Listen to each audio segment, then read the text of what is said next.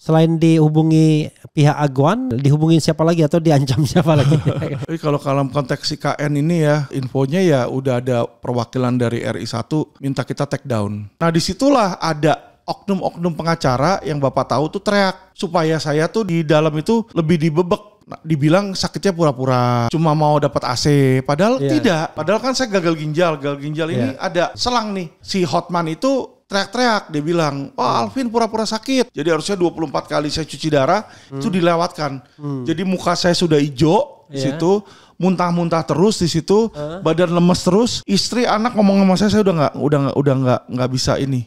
Nggak bisa nangkep. Udah kayak orang bego gitu. Jadi mereka tuh sengaja biarin supaya saya mati di dalam.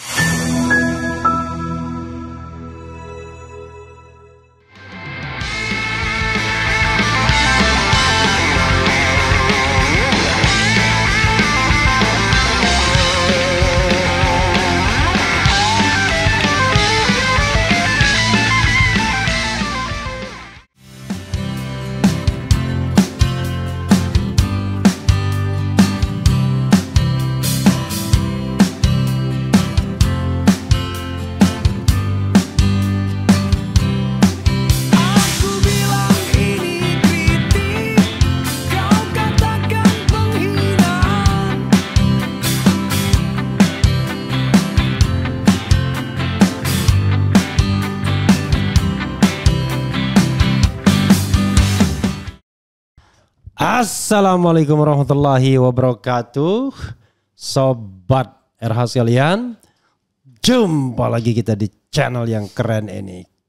Keren cadas. Ya sobat semuanya, saya punya tamu istimewa ya. Saya bingung ini bagaimana mendeskripsikan orang satu ini. Alvin Lim. Ya, halo Pak, apa kabar? Baik ya. Selamat pagi, selamat siang, selamat sore, selamat malam bro. Ya, jadi selamat semuanya ya. Tapi yang paling bagus itu selamat pagi ya. Semangat pagi ya. Bro Alvin, terima kasih sudah datang ya. Sama-sama Pak Refli. Saya tahu Anda pasti sangat sibuk ya. Dan pasti hidupnya penuh dengan ancaman jangan-jangan. Bro Alvin Lim ini tidak berhenti-berhentinya membuat sebuah statement, kemudian kadang-kadang demo dan lain sebagainya.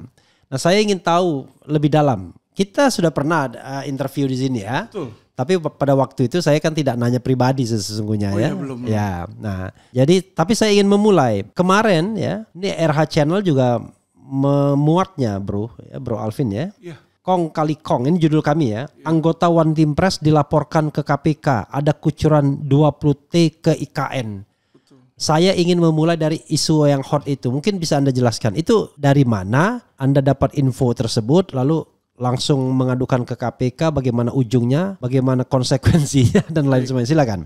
Jadi asal muasal saya nyentuh Sinarmas itu dari saya punya klien ya. Bernama Freddy Wijaya. Oke. Pak Freddy ini anak dari yang punya Sinarmas Pak, Eka Cipta Wijaya. Oke. Jadi Eka Cipta ini punya 5 istri dan 28 anak.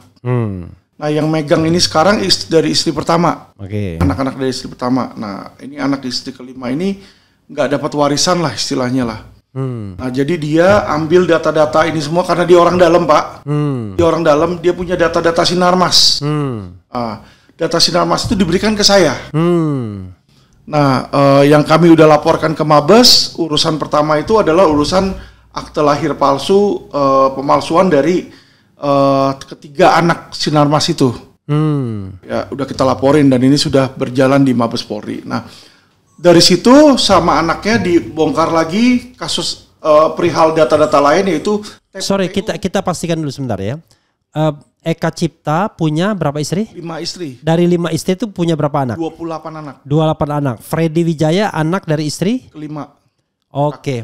Soal yang terkait dengan pengaduan korupsi di IKN oleh anggota One Team Press itu duduk perkaranya gimana bro? Jadi bermula saya punya klien yang bernama Freddy Wijaya. Nah, Freddy Wijaya ini adalah salah satu dari anak pendiri Sinarmas. Pendirinya kan Eka Cipta Wijaya tuh. Sudah meninggal sekarang? Sudah meninggal. Ya. Nah, almarhum ini punya 5 istri dan 28 anak. Oke.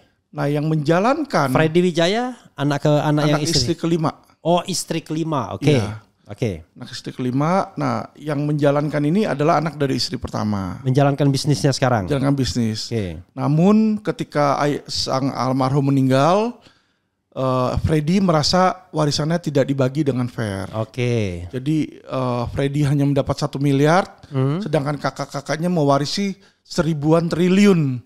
1 miliar cuma? 1 miliar aja.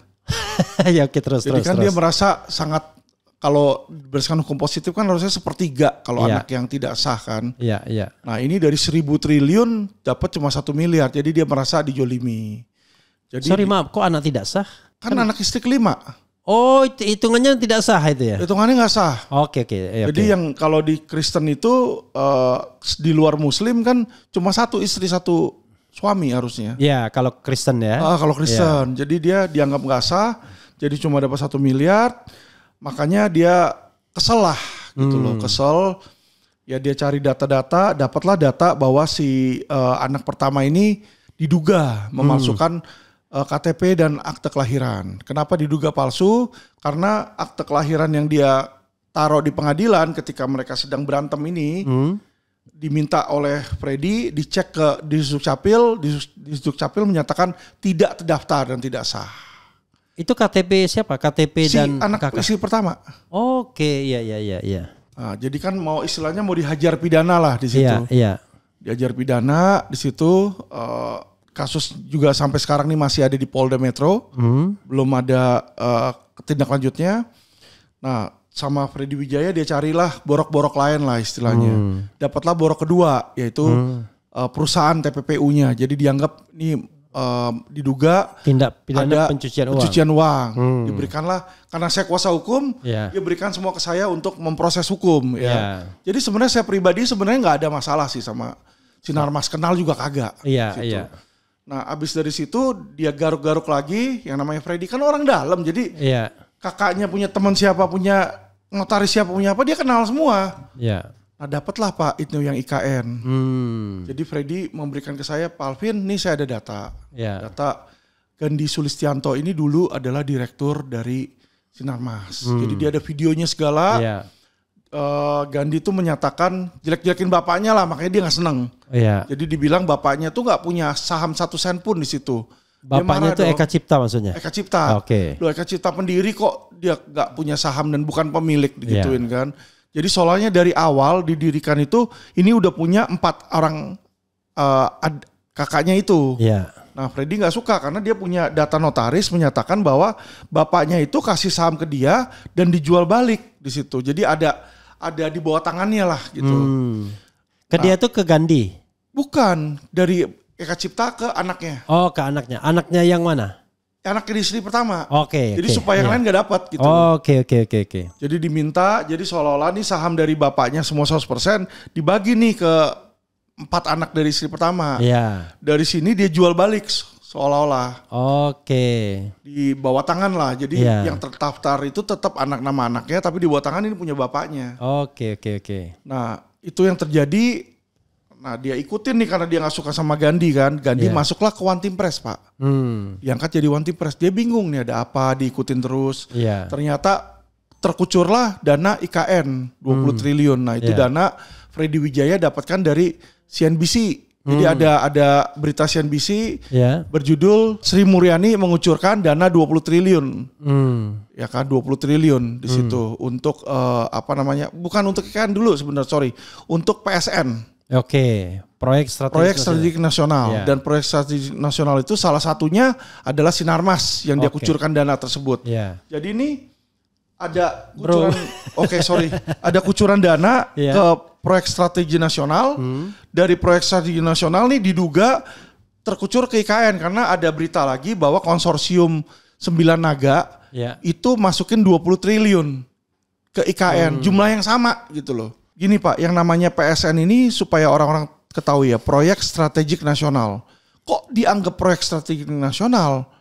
ini adalah developer yang dikasih uang oleh pemerintah untuk membangun sebuah daerah. Iya. Padahal ketika seseorang itu misalnya mau garap, misalnya PIK mau garap Pantai Indah Kapuk ya kan. Harusnya kan dia punya modal sendiri, Pak. Iya. Datang ke daerah tersebut, dia bebaskan lahan, dia beli dari masyarakat, dia bangun infrastruktur, itu dari modal sendiri. Mana ada minta pemerintah. Iya. Ya, semua loh yang lain, Agung Intiland, Pico Group dan lain-lain, perusahaan-perusahaan developer lain, nggak ada itu yang dapat dari pemerintah. Ini kok dapat kucuran.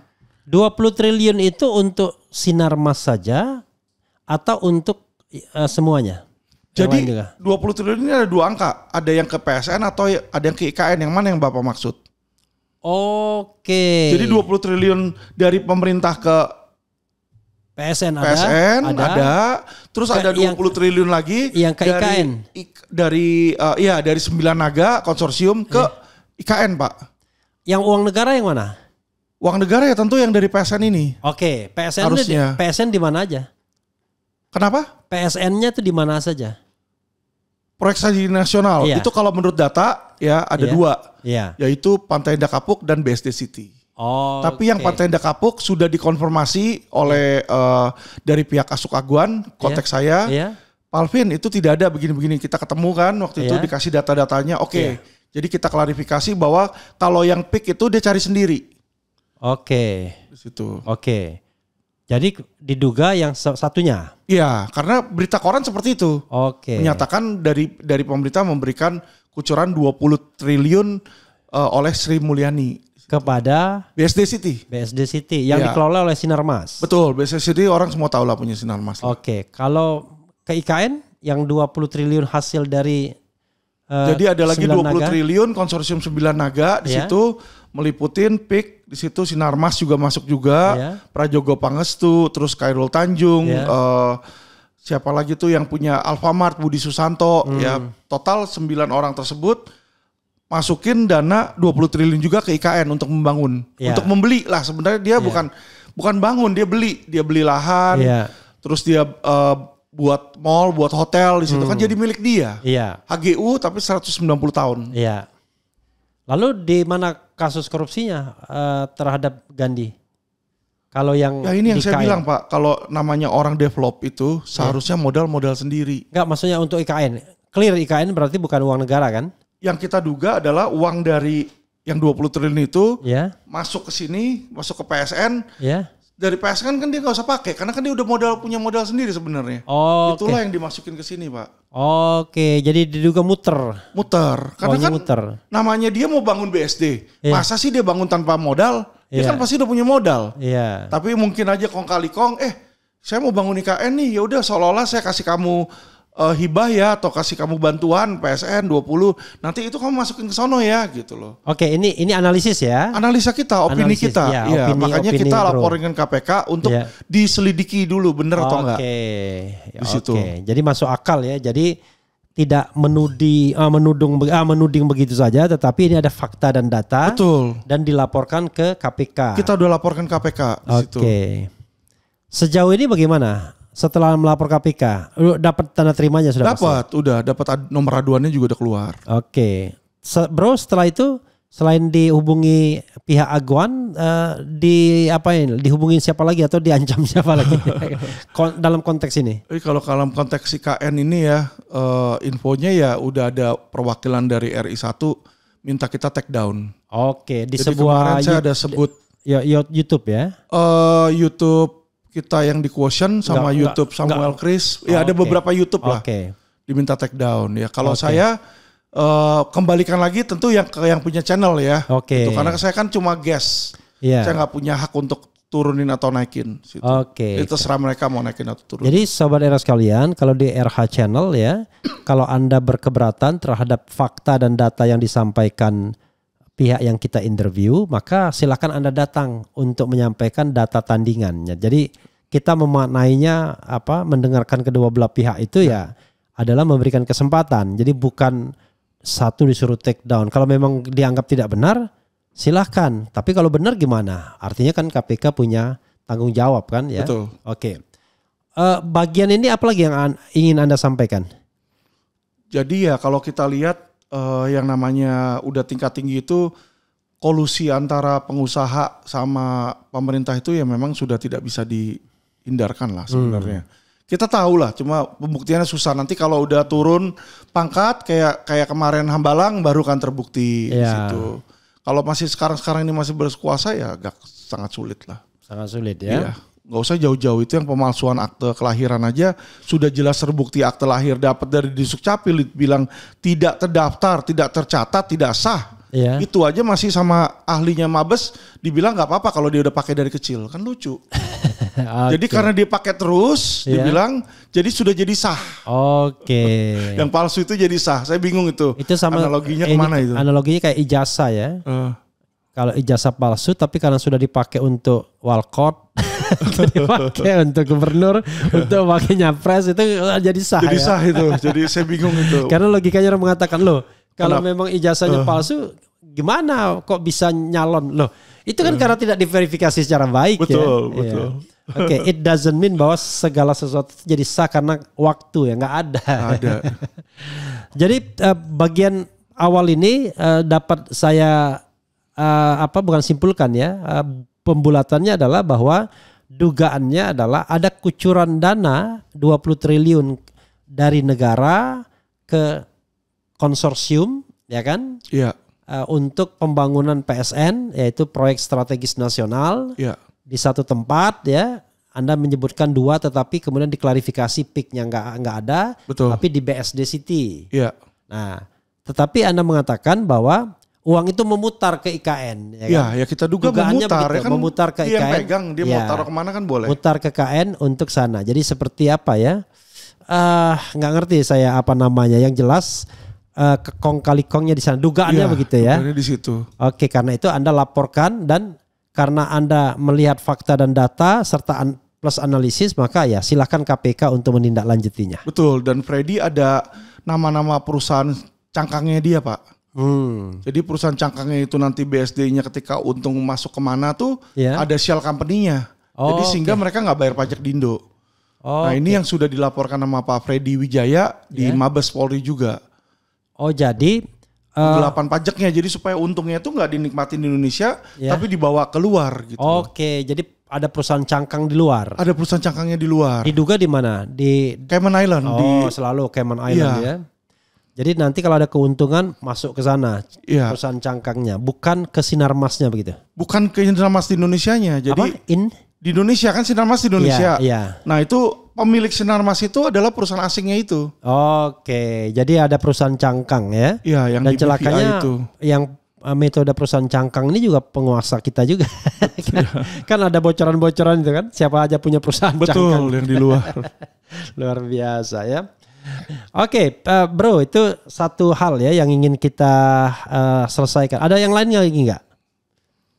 Ya kalau soal itu kita nunggu data lagi dari Pak Freddy ya, karena Pak Freddy ini kan dia orang dalam, dia anaknya Sinarmas juga, jadi dia yang punya data sih.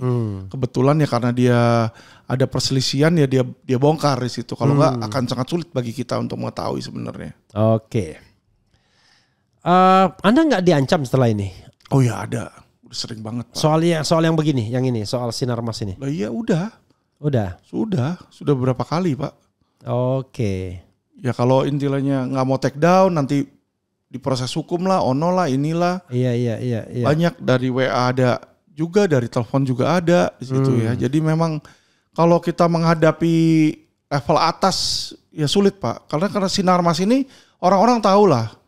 Dia ini dekat sekali sama penguasa dan dekat sekali dengan aparat penegak hukum. Iya, yang jelas Gandhi Sulistianto itu kan selain One Team Press sebelumnya jadi duta besar kan di Korea Selatan. Betul. Ya. Dan IKN ini yang jalanin, yang ngerjain Pak proyek-proyeknya itu Sinarmas Pak, kontraktornya. Jadi gimana IKN yang kontraktornya dia? Dulu kan kalau nggak salah eksekutifnya dari Sinarmas ya, yang diberhentikan itu ya. Dari Sinarmas, makanya saya bilang. Memang Sinarmas ini banyak. Itu eksekutifnya dari Sinarmas atau bukan ya? Nanti kita cek lagi ya. Nanti dicek lagi aja. Jangan, saya takutnya lupa. Cuma juga diganti saya. Ke Menteri PUPR kalau sekarang ini. Menteri PUPR.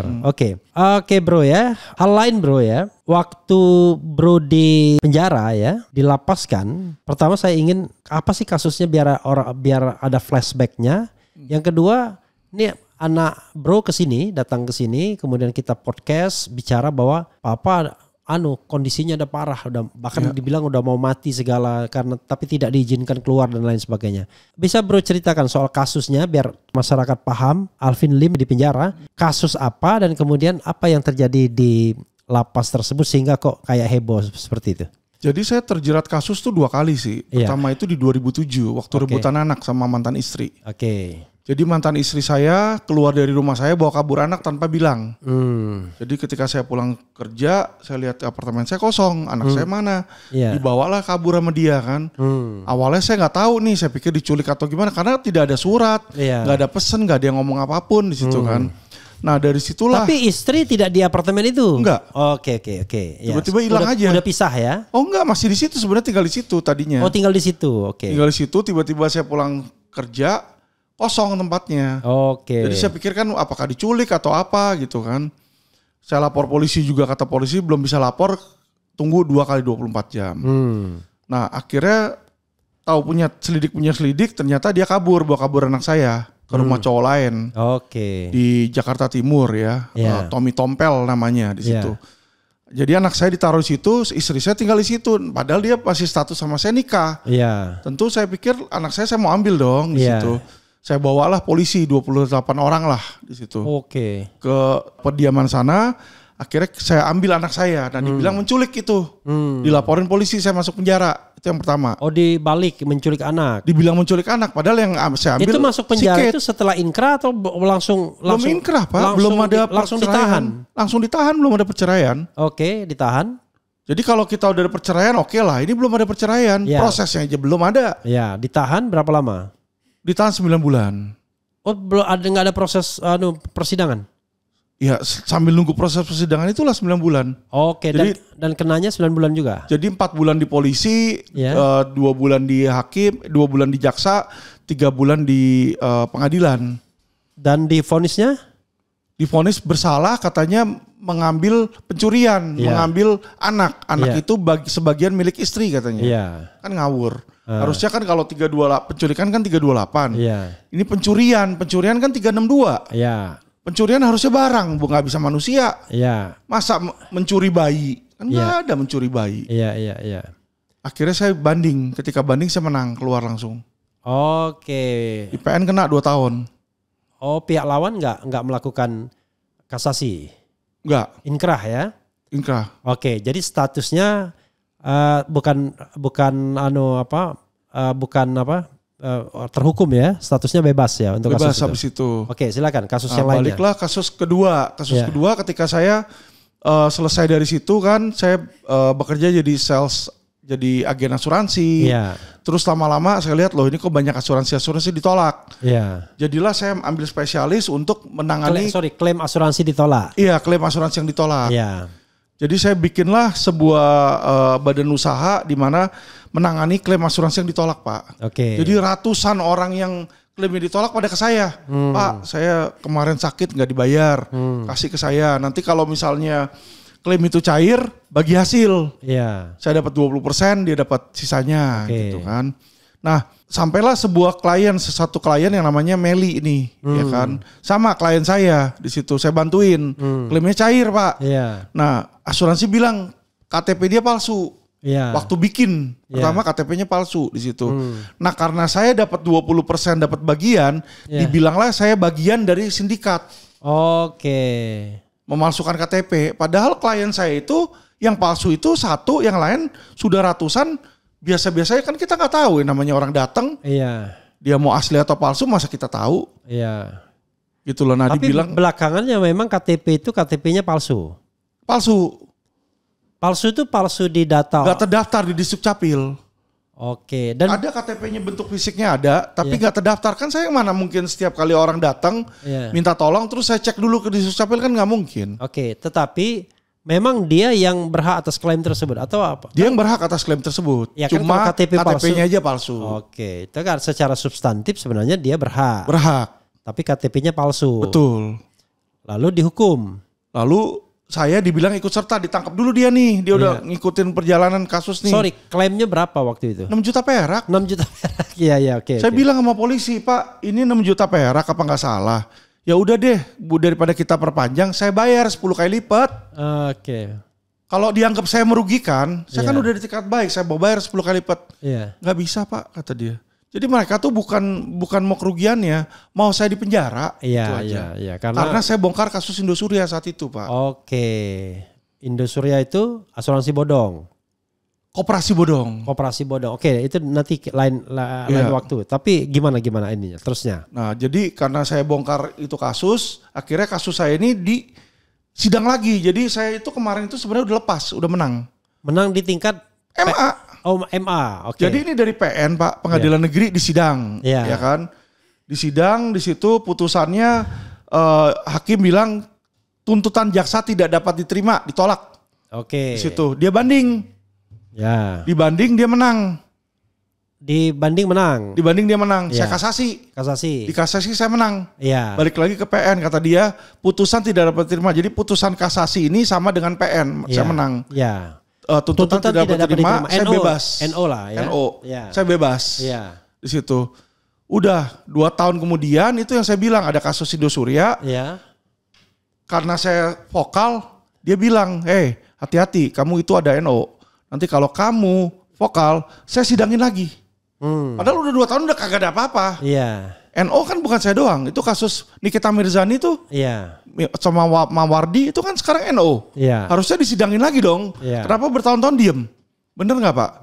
Nah jadi ketika dia ada kesempatan itu dibikin sama dia tuh jadi simpenan gitu, cadangan. Kalau lu ngapa-ngapain gue hajar lo gitu. Iya. Nah ya udah dia jalanin lagi, sidang lagi di PN. Saya dituntut maksimal 6 tahun. Kan sadis. 6 tahun untuk pemalsuan dokumen. Pemalsuan dokumen. Padahal pelaku utamanya si Meli itu tuntutannya cuma 2,5 tahun. Oke.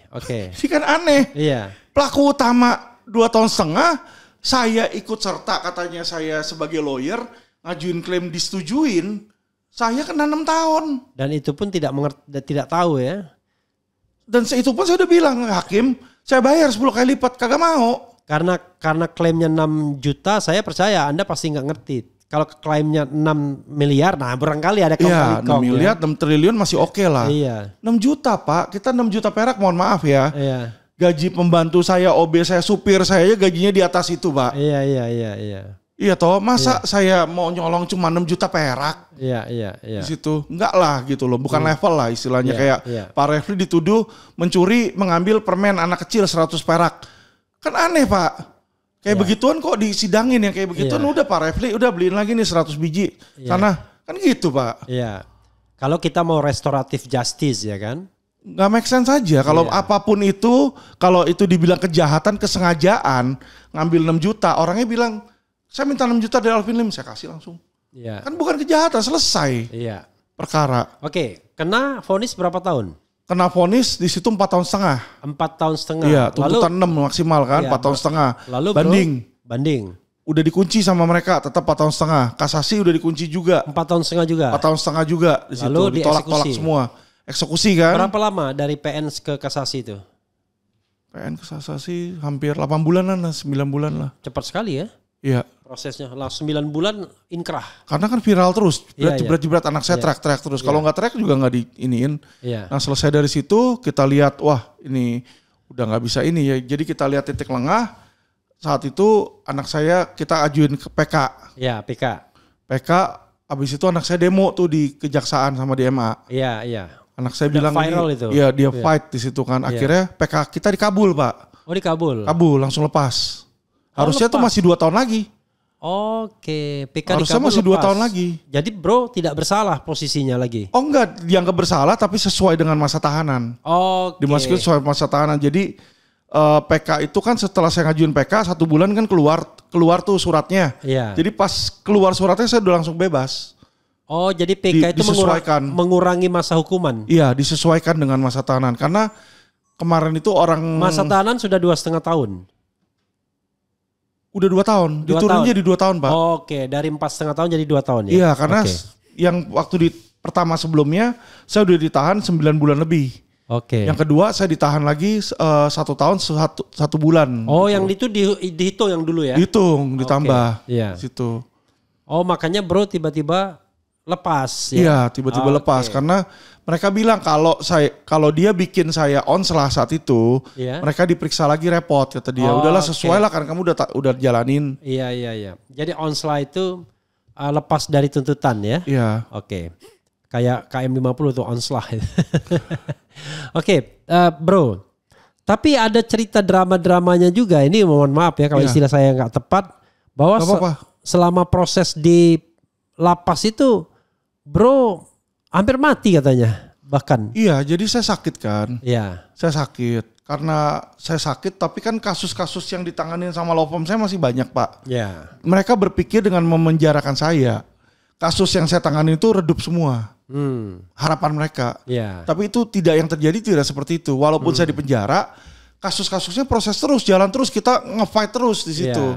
Nah disitulah ada oknum-oknum pengacara yang Bapak tahu tuh teriak supaya saya tuh di dalam itu lebih dibebek gitu loh. Oke. Nah, dibilang sakitnya pura-pura di situ. Cuma mau dapat AC, padahal tidak. Padahal kan saya gagal ginjal ini ada apa selang nih. Iya. Jadi ini dioperasi dimasukin kabel jantung Pak. Karena dia kan nggak bisa pembuluh darah kecil, harus pembuluh darah besar nih. Iya. Nah ini nggak boleh kena keringat. Oke. Nggak boleh kena keringat, jadi saya nggak boleh kecapean, nggak boleh udara panas. Sedangkan di lapas saat itu, yang namanya lapas kan mana ada AC kalau di dalam ya. Iya. Jadi dokter mengeluarkan surat, bilang saya harus di tempat yang sejuk. Iya. Di situ. Akhirnya sama si lapas dikirimlah saya ke rumah sakit Pengayoman Pak. Oke. Dikasih AC di situ karena kan memang saya nggak boleh keringetan. Iya. Ya kan. Dikasih AC. Nah si Hotman itu teriak-teriak. Dia bilang, Alvin pura-pura sakit. Dia bilang gitu. Akhirnya sama Kak Kanwil datang ke situ. Dia lihat tuh kok ada AC gini-gini. Tapi kan kita ada surat. Iya. Memang medis gitu loh, alasan medis. Iya. Akhirnya dipindahlah lagi saya ke rutan. Oke. Di rutan tetap saya dikasih AC di klinik di situ. Ya kan. Jadi kata dia ya udah nggak apa-apa dia ada AC. Tapi minimal jangan di rumah sakit. Balikin ke rutan. Gitu. Rutan di? Rutan Cipinang. Cipinang, oke. Sorry, Lapas Cipinang. Lapas. Iya. Oke, Lapas. Oke. Iya. Jadi kalau yang bagi nggak ngerti, rutan itu rumah tahanan, lapas itu lembaga pemasyarakatan. Kalau sudah inkra, Lapas. Kalau rutan itu masih dalam proses. Betul. Proses persidangan, belum inkra ya, oke. Betul. Jadi saya baliklah ke sana gitu. Balik di sana pun terus dicecerin terus juga sama si Hotman. Dibilang bawa laptop lah, bawa handphone lah. Saya punya kamar tuh seminggu bisa 2 kali disidak Pak. Saya bilang mau bawa laptop mau bawa ini gimana orang saya sakit. Jadi gak percaya. Jadi saya cuci darah dia gak percaya. Dia bilang selama saya di penjara saya lebih banyak di rumah sakit daripada di penjara. Memang benar. Karena seminggu waktu itu Pak. Seminggu saya 3 hari itu cuci darah. Jadi udah pasti ini 3 hari saya ke rumah sakit. Kan di lapas mana ada mesin cuci darah kan gak ada Pak. Di situ. 3 hari. Belum cek dokternya. Seminggu tuh bisa sekali 2 kali. Jadi kalau sekali aja ini udah 4 hari dalam 7 hari saya ke rumah sakit. Ya bener lebih banyak di rumah sakit. Makanya disitulah dokter menyarankan saya ditahan di rumah sakit aja. Karena memang sakitnya membutuhkan perawatan konstan Pak. Tapi ada keberatan dari Hotman yang sebenarnya nggak ada legal standing sama sekali. Oke, dan akhirnya memang Anda lebih banyak di rumah sakit ya? Betul. Oke, jadi selama 9 bulan ditambah 1 tahun 3 bulan ya? Iya. 1 tahun 3 bulan itu berapa banyak di rumah sakit selama 1 tahun 3 bulan itu? Ya kurang lebih 60% 70%-nya saya di rumah sakit. Tapi di rumah sakit, oke. Ini loh masalahnya untuk datang ke sono awalnya Pak itu susahnya setengah mati dan saya hampir mati di situ. Oke. Jadi ini yang kenapa anak saya teriak-teriak, ya kan? Jadi ketika saya terdeteksi bahwa ginjal saya gagal, itu harusnya detik itu juga dibawa ke rumah sakit untuk cuci darah. Anda gagal ginjalnya waktu di lapas? Di lapas. Oke. Jadi 4 bulan setelah di lapas masuk tahanan, 4 bulan kemudian saya didiagnosa gagal ginjal nih 4 bulan. Nah ketika didiagnosa itu harusnya kan saya cuci darah langsung. Ya. Ini enggak, saya sempat ditahan 2 bulan. Oke, itu sorry Mam, dari waktunya kapan? Dari kapan ke kapan itu? Waktu Anda ditahan di lapas itu? Tahan Oktober. Oktober? Februari saya udah kena ginjal. Oktober tahun? tahun 2023. Oktober 2022. Oktober 2022. Ya. Kemudian Februari 2023 kena ginjal. Iya, kena ginjal. Dilepaskan kapan? Lepasnya Desember 2023. Oke. Ya. Oke. Jadi ketika saya sakit Februari tersebut, saya minta izin. Nggak pernah dikasih sama lapas. Kata lapas tunggu MA. MA kita suratin nggak pernah ngasih jawaban. Jadi saya tuh tiap hari nahanin sakit Pak. Yang namanya racun itu harusnya dicuci darah. Orang cuci darah seminggu 3 kali. Yeah. Ini 2 bulan. Berarti saya tuh sudah melewatkan berapa tuh? 3 kali 4 kali 2. 24 kali. Jadi harusnya 24 kali saya cuci darah itu dilewatkan. Jadi muka saya sudah hijau di situ, muntah-muntah terus di situ, badan lemes terus. Istri, anak ngomong sama saya udah nggak bisa ini.